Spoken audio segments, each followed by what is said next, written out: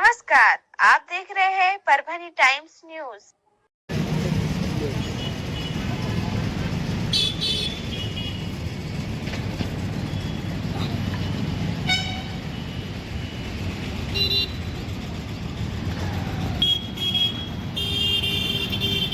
लाभार्थ्याला त्रास होत आहे, कारण तहसील मधील DDP द्वारे जे अनुदान संजय गांधी निराधारचे वाटप होते त्या वाटपाबाबत आधी आंदोलन उपोषणाला बसलेलो आहोत।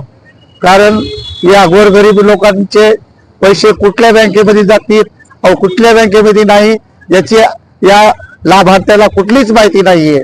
म्हणून आम्ही तहसील कार्यालयाच्या वतीने संजय गांधी निराधारचे वाटप जिल्हा मध्यवर्ती बँकेमध्येच व्हावे अशी तहसीलदार साहेब यांना विनंती करत आहोत।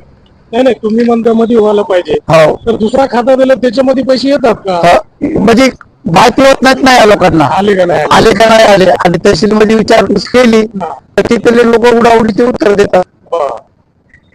त्या कार्यामध्ये आम्हाला उपोषण करावं लागत आहे। एक मे है, उपोषणचं बसण्याचं कारण काय? तर उपोषणचं बसण्याचं कारण असं आहे की हे जे तहसील कार्यालयाचे कर्मचारी आहेत त्यांचा निव्वळ हलगर्जीपणा चालतोय। एक वर्ष झाले लोकांना मंजुरी भेटून अद्यापपर्यंत त्यांच्या अकाउंटला 1 रुपयाही पडलेला नाही।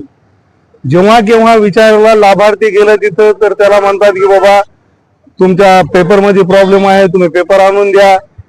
पेपर आणून दिले की नंतर पुन्हा तो 4-8 दिवसांनी 15 दिवसांनी तिथं जातो।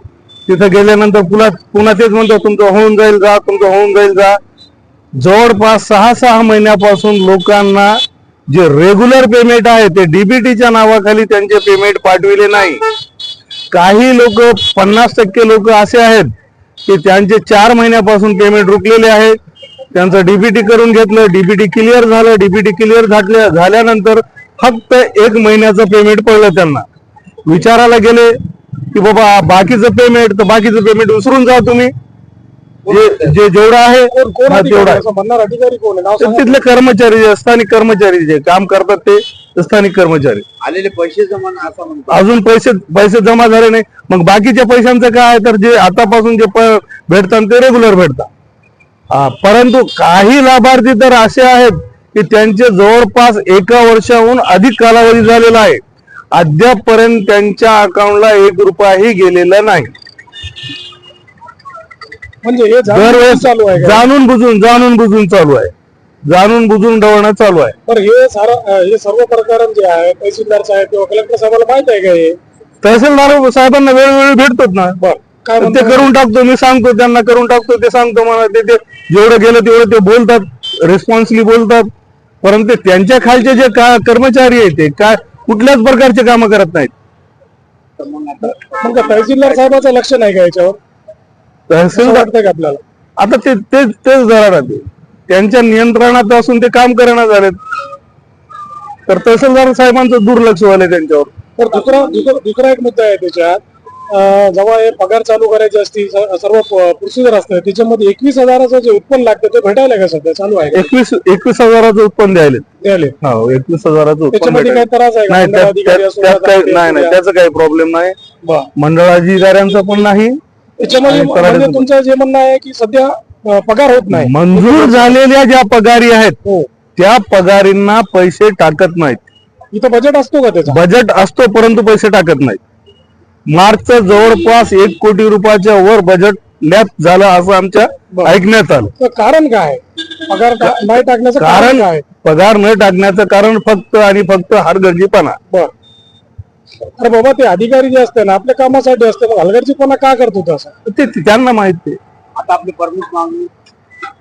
प्रमुख मागणी आतापर्यंत जे थकीत पेमेंट आहे ते पूर्वरित व्हावे।